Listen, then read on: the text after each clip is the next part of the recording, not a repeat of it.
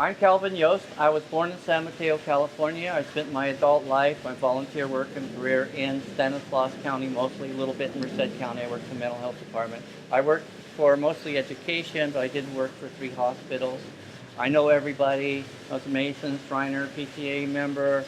I brought volunteers to the United Samaritans. I was vice president of the Flying Samaritans, etc., etc. I know everybody. And I'm going to ask you to use all of your influence to stop a legalized corruption in California. It's government condoned. It has to do with how divorce is handled. You know the divorce rate is very high, and that's not going to change. So we're going to move into the sanctuary. The church says I can use sanctuary, and I'll explain in detail. First, I'll give you a joke. Where does a 1,000-pound gorilla sleep at night? Where does a 1,000-pound gorilla sleep at night? And I'll tell you later.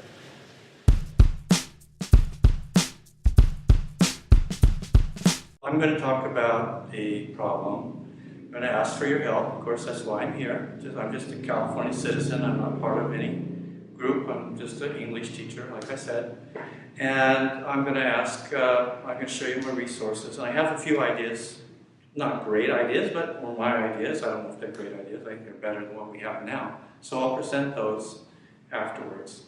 So let's start with, do you think that right now in California we have the best divorce system we possibly can? Do you think that our present divorce system helps the families recover emotionally and financially post-separation? We have a very high divorce rate.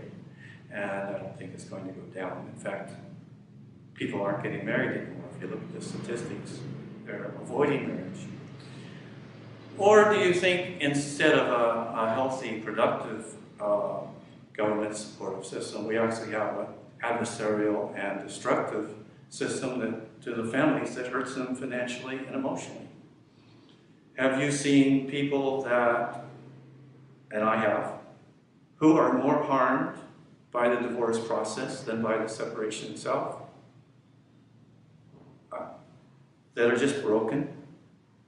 Do you think that the attorneys might intentionally lengthen and complicate our divorces because they have a vested interest to do so? That's their bread and butter.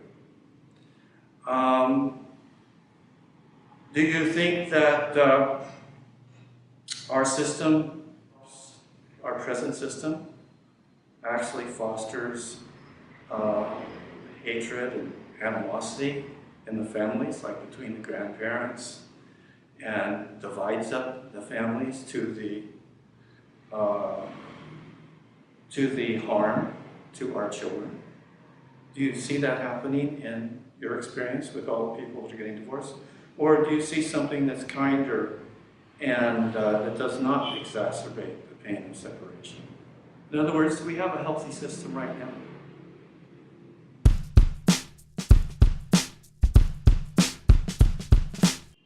All right, so let's talk about the values of, I want to talk about the strong moral values we expect for our children, for our families, for our friends in business.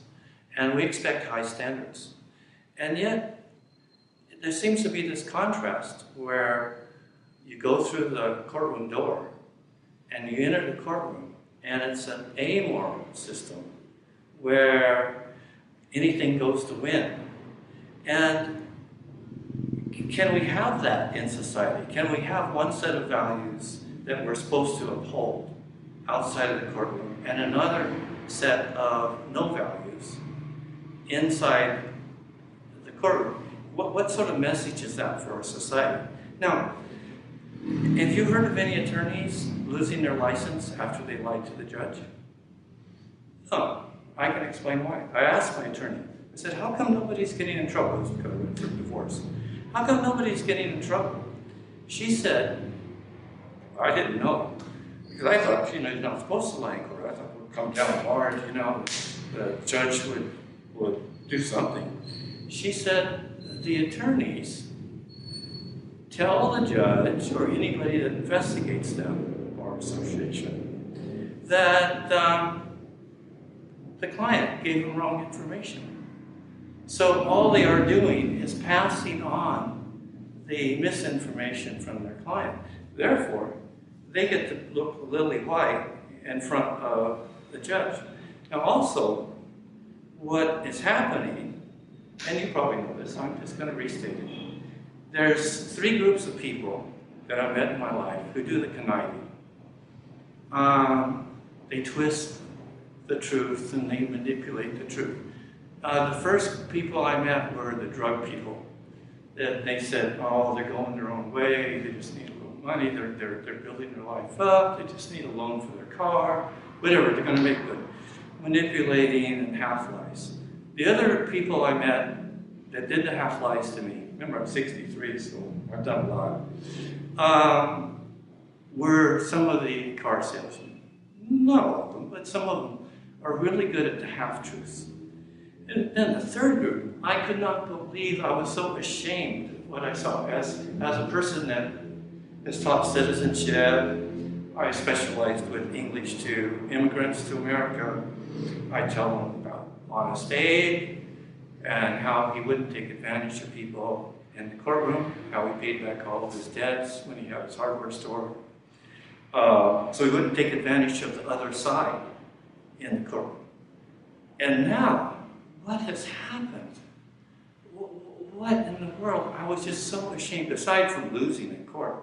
As a professional and as a teacher who had told these immigrants that we have the best system in the world, who was proud of his country and inviting people from 18 countries come to my classrooms, speaking all languages, all cultures. So I did citizenship and I did English for immigrants. So how can we have this system where there's no recourse, or there's no accountability? That's the word.